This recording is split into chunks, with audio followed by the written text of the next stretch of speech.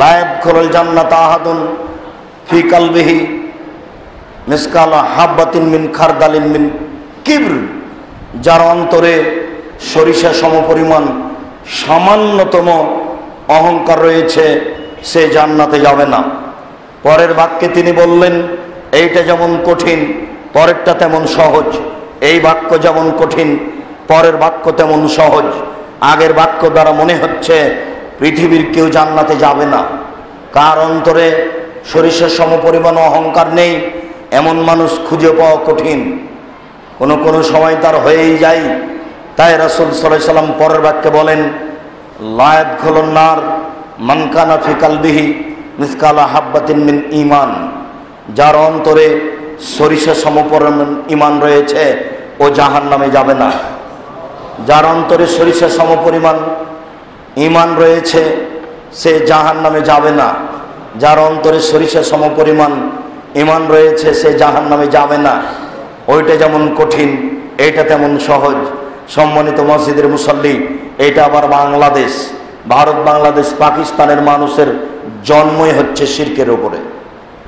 জন্ম থেকে নিয়ে মরা পর্যন্ত দিন রাত শিরক করে, শিরক করেই মরে। যত কর্মে আপনি জড়িত প্রায় কর্মই শিরক। আপনার বাপ মা জন্ম দিবস পালন করছে, এটাও শিরক, তাহলে আপনার জন্মই শিরক।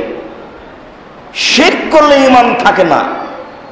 তাই তো সেই হাদিসের উত্তরে জনাব ডক্টর শহীদুল্লাহ বলেছিলেন, কোন এক পর্যায়ে আবু হুরায়রা রাদিয়াল্লাহু তাআলা আনহু বলেন, রাসূল সাল্লাল্লাহু আলাইহি সাল্লাম বলেছেন, ওয়াদানি রাব্বি আইদখিলা মিন উম্মতি সাবিনাল বিগাইরি হিসাব, আমার প্রতিপালক আমার সাথে ওয়াদা করেছেন।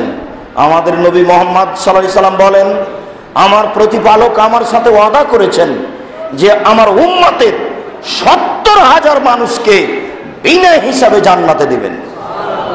মা কুল্লি আলফিন সাবুন আলফ, আরো ৭০,০০০-এর প্রত্যেক হাজারের সাথে আরো ৭০,০০০, ৭০,০০০-এর প্রত্যেক হাজারের সাথে আরো ৭০,০০০ মানুষকে বিনা হিসাবে জান্নাতে দিবেন।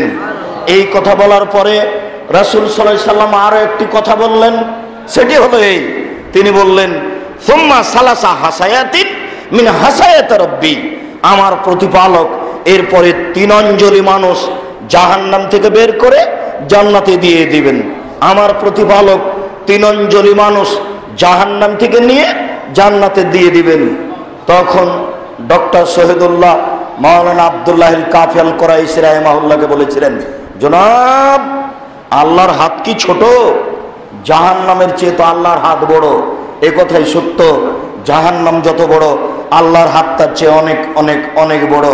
জাহান্নামে কেউ থাকবে না, এমনকি ফেরাউনও চলে আসবে হাতে। তখন মাওলানা আব্দুল্লাহিল কাফি আল কুরাইশি বলেছিলেন, জনাব মনে রাখা ভালো হবে, অন্তরে ঈমান থাকবে না যার, অঞ্জলিতে আসার সুযোগ হবে না তার। অন্তরে ঈমান থাকবে না যার, অঞ্জলিতে আসার সুযোগ হবে না তার। অন্তরে ঈমান থাকবে না যার, অঞ্জলিতে আসার সুযোগ হবে না তার। শিরক করলে ঈমান কেটে যায়, তাহলে সরিষা সমপরিমাণ ঈমান নেই, ও কি করে অঞ্জলিতে আসতে পারে, জান্নাতে যেতে পারে? সম্মানিত মসজিদের মুসল্লি, রাসূল সাল্লাল্লাহু আলাইহি সাল্লাম বলেন, কারো যদি অন্তরে সরিষা সমপরিমাণ অহংকার থাকে তাহলে সে জান্নাতে যাবে না। তিনি পরের বাক্যে বললেন, কারো অন্তরে যদি সরিষা সমপরিমাণ ঈমান থাকে তাহলে সে জাহান্নামে যাবে না, জান্নাতে যাবেই।